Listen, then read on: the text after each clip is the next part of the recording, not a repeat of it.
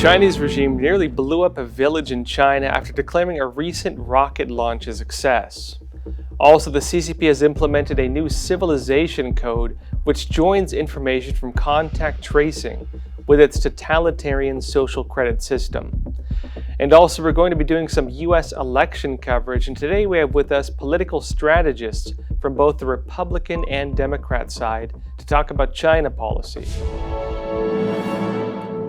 Welcome back, everyone. First off, some breaking news. A rocket launched by the Chinese regime landed just over 300 miles from the launch site and nearly landed on a nearby town. On September 7th, it launched a long-range 4B rocket carrier to carry a satellite. Authorities declared that the launch was a success, but videos circulating online show that around 1 p.m. that same day, a rocket propeller fell suddenly from the sky and landed near a residential area of Sanya town in Shanxi province. Residents said their homes were nearly destroyed by falling debris. People also photographed large rocket thrusters that had fallen from the sky and crashed in large explosions with billowing orange smoke.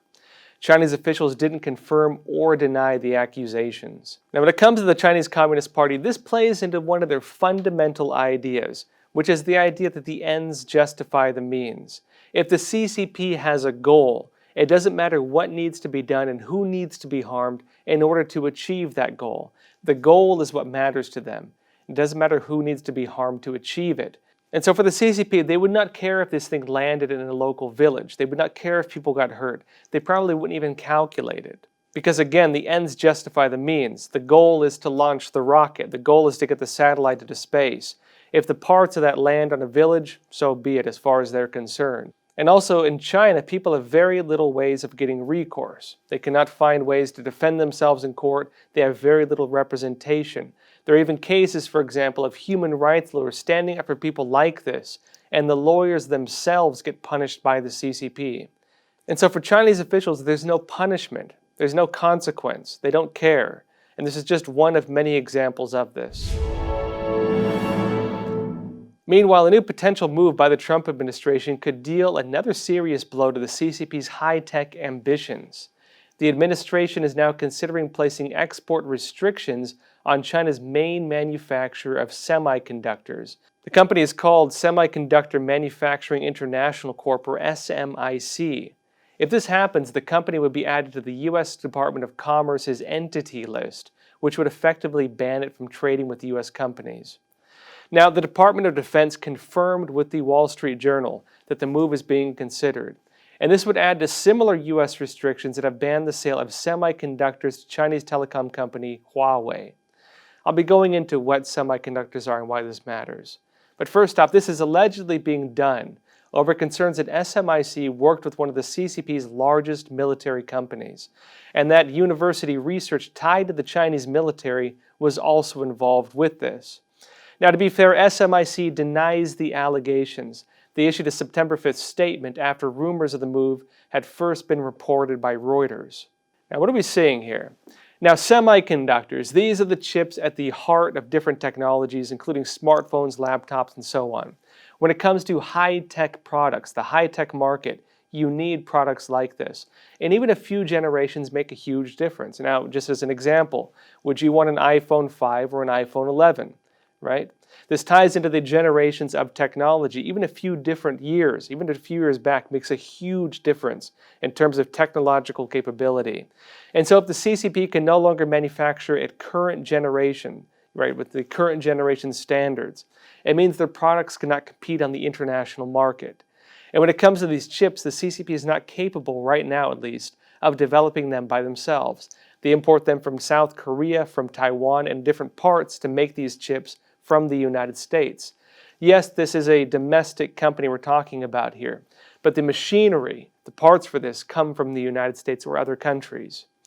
Also, this ties into a bigger issue as well, which is dual-use technologies. In China, there are no real independent companies. The Chinese Communist Party runs just about everything.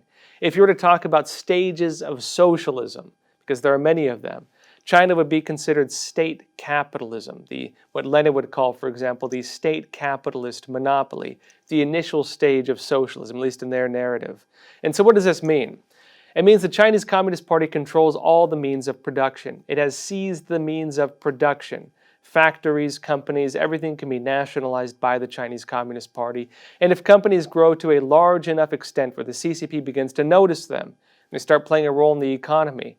The CCP has different measures, including laws, including placing different liaison offices and different officers in those companies that can make sure the company serves the interests of the CCP. This ties directly into the issue as well of military technology, because the Chinese Communist Party, anything, say, technologically advanced, anything that is moving forward with technology, its military would have interest in as well.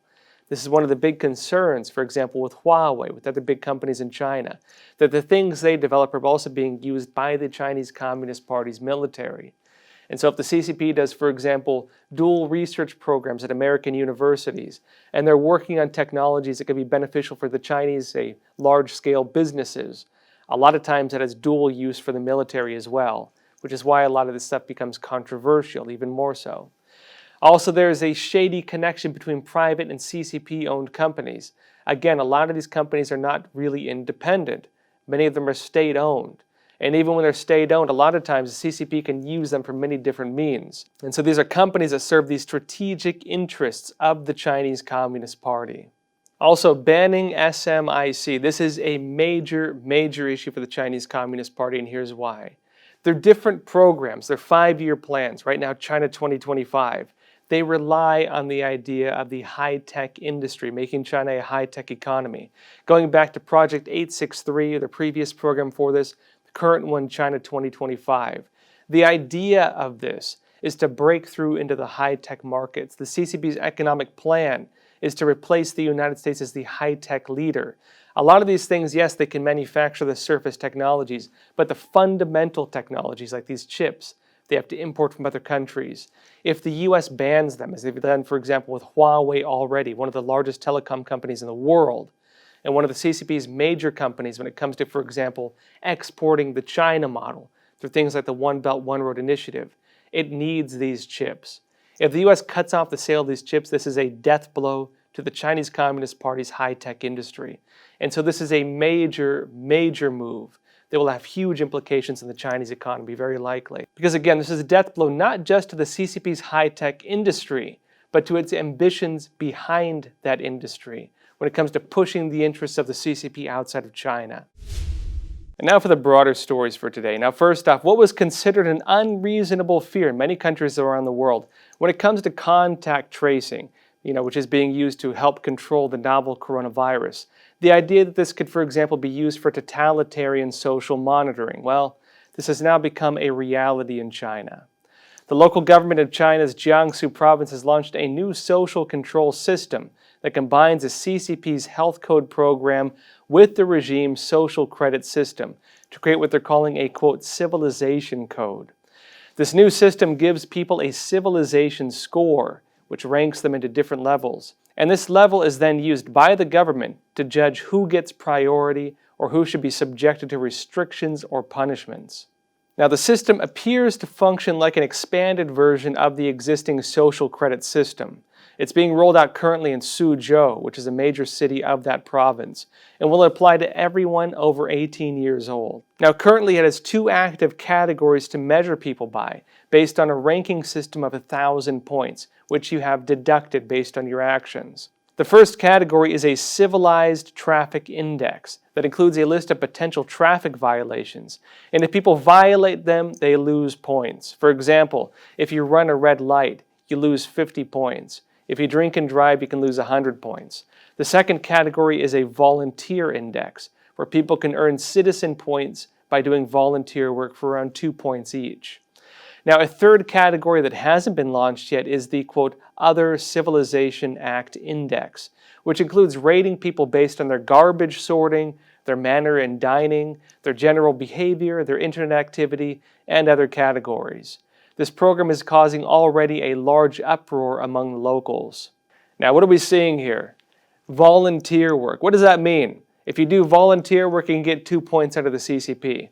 Well, the Chinese Communist Party uses volunteer work to expand its own social monitoring systems. Volunteer work in China is not things like picking up trash on the side of the road. It's not, for example, volunteering at the local recycle center. Volunteer work in China under the Chinese Communist Party means things like, for example, participating in programs to suppress religions, to participate in programs to report on your neighbors for joining protests. It's that type of thing. Volunteer work means participating in the CCP's abusive actions against its own citizens. Also, there's irony when it comes to this as well, because what the Chinese Communist Party is doing here, by categorizing people according to different tiers, it's building a new class system. They say they're communist, right? They study communist texts. They call themselves the Chinese Communist Party. If you are a Communist Party member, which you have to be if you're in the mid to high tiers of the country, you're required to join weekly study sessions of communist texts. You have to pay your party dues. They claim they're communist, but they're building their own class system. This is one of the ironies of systems like this. They often start practicing what they claim to oppose. They become what they hate. And again, with the Chinese Communist Party, they're building their own class system based on how closely people follow the whims of the Communist Party.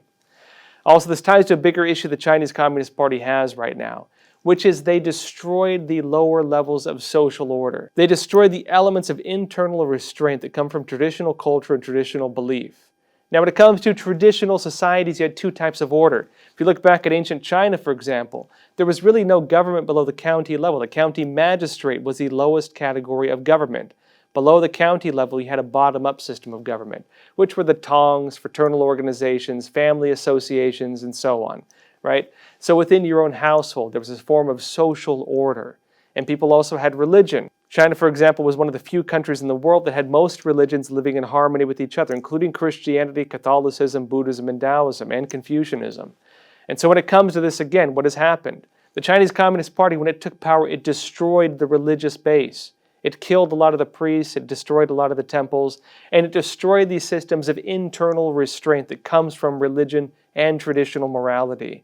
Through the Cultural Revolution, they sought to destroy all traditional Chinese culture. For example, if you had flowers in front of your house, you could be called a rightist and punished for it. If you believed in religion, you could be accused of believing in superstition. If you believed in Confucianism, the different ideas of self-restraint, you were accused of holding old ideas. Now the Chinese Communist Party is facing the consequences of this, because what happens when you destroy all the traditional forms of religion? Well, social control, social order comes from two different directions. People restraining themselves naturally, and from the, say, totalitarian regime being able to extend its control from above. The control from above only works as long as people fear the regime enough. If they lose the control of fear, the entire system of social stability falls to pieces.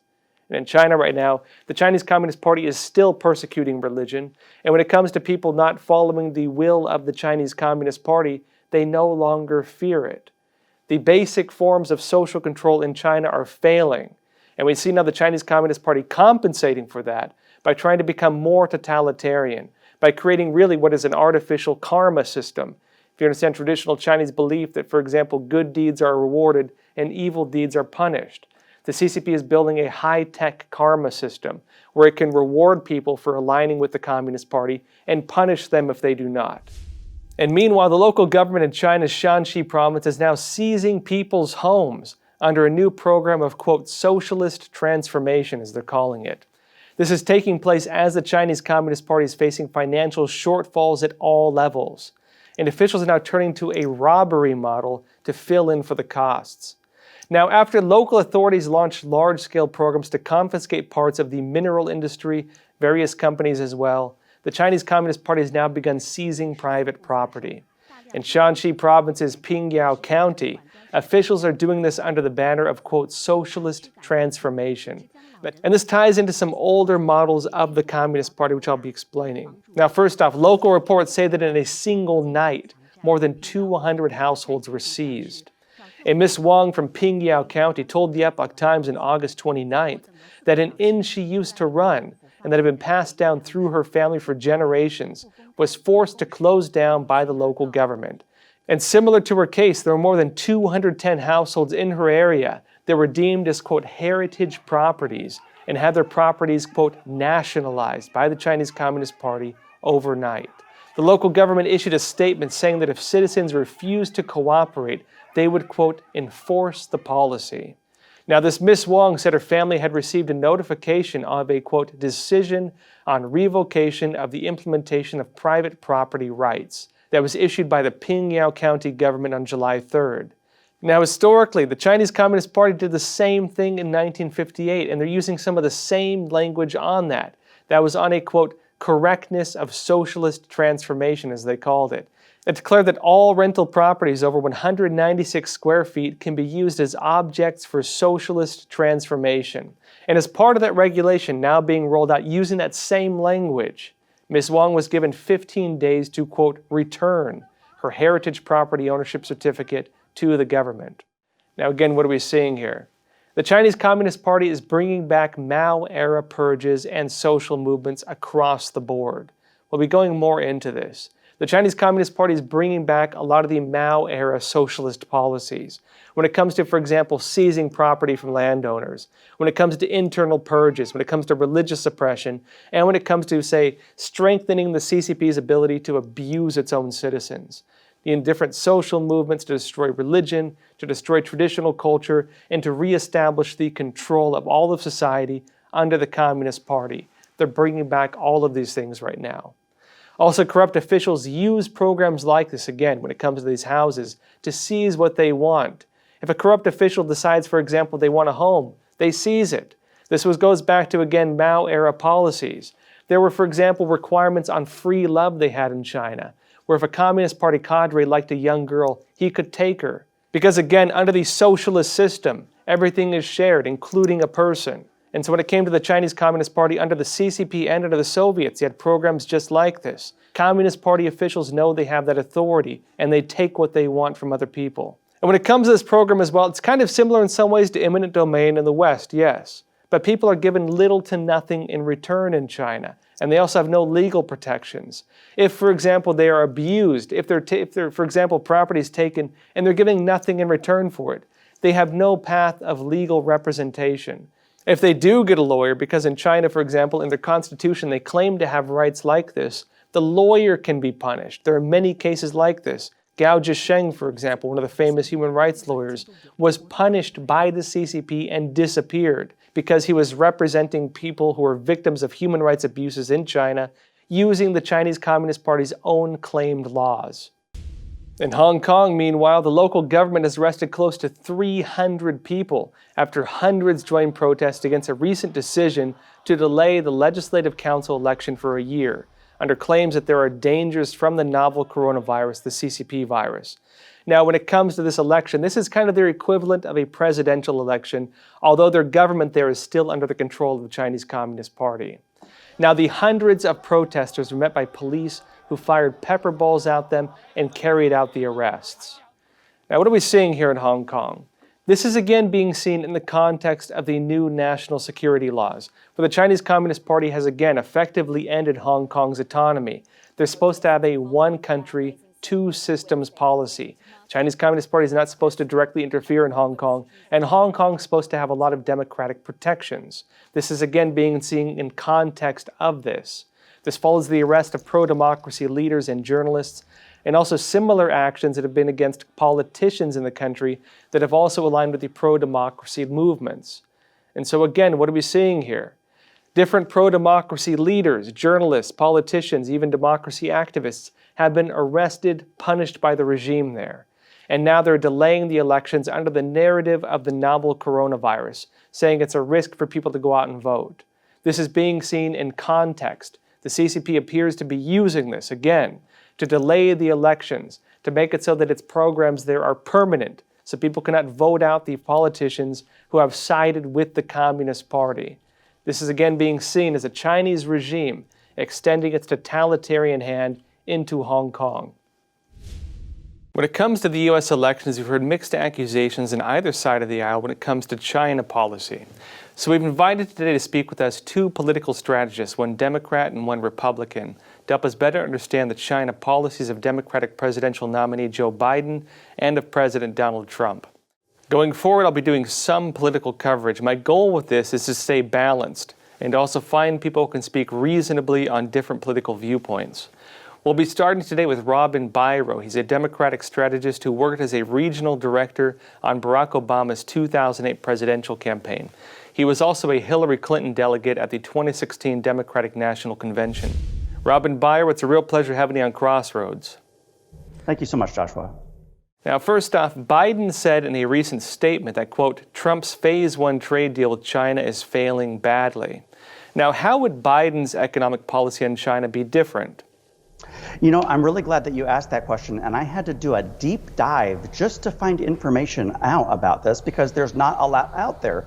The good news is that any way you cut it, China is not going to come out on top with whether we have a Biden president or if Trump retains his presidency because of those tariffs. And I don't expect to see Biden remove those anytime. He's got the cards are all right there for us to play. But I would love to see more information specifically from the campaign other than just surmising what they should do and what I think they will do, Joshua.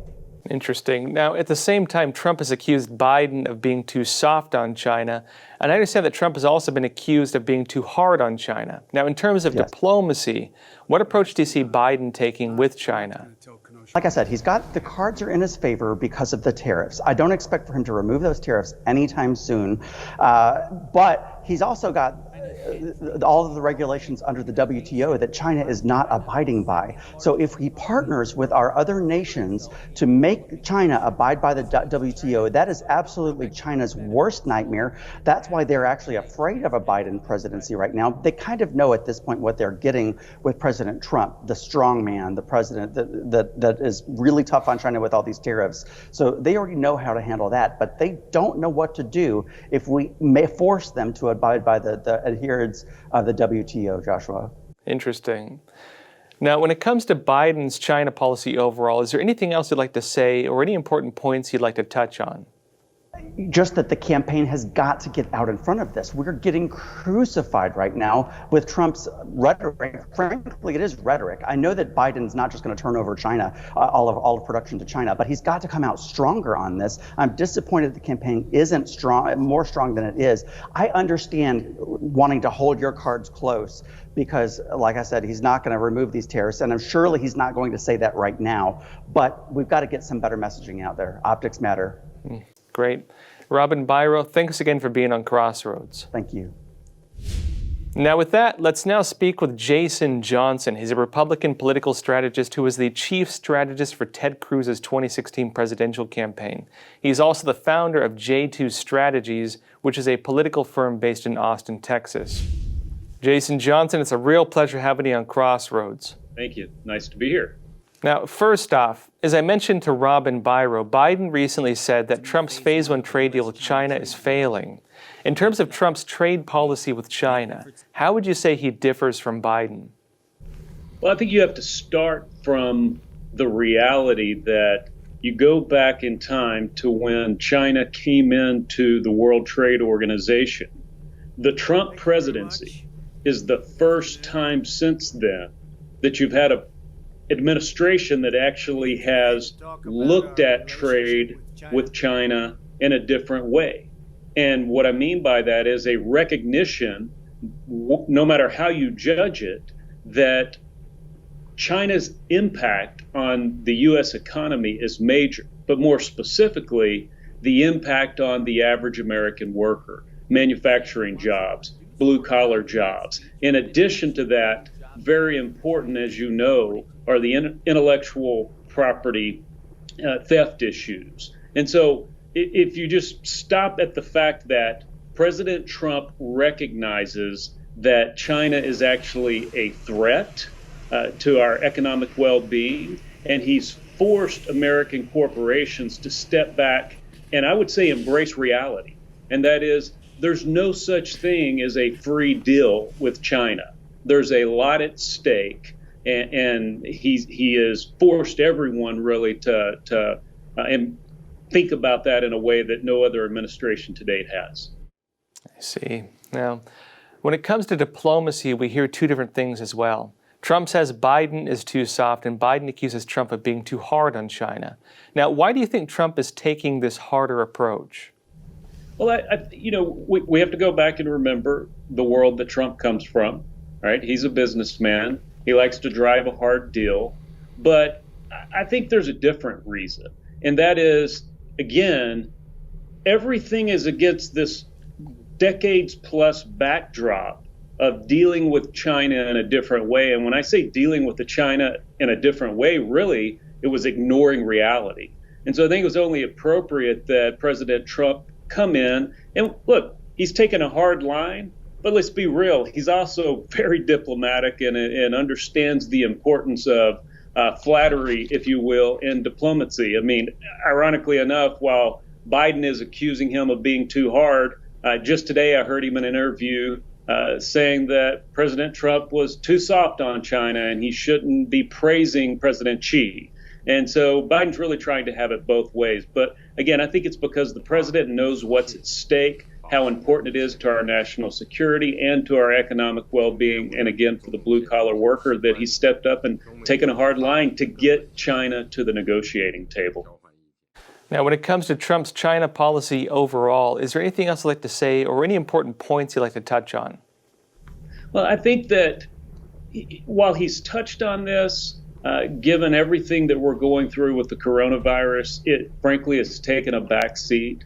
And that is this idea from corporations in America that they can offshore to China and take advantage of cheap labor to maximize profits without question at the expense of the American worker and not pay a price.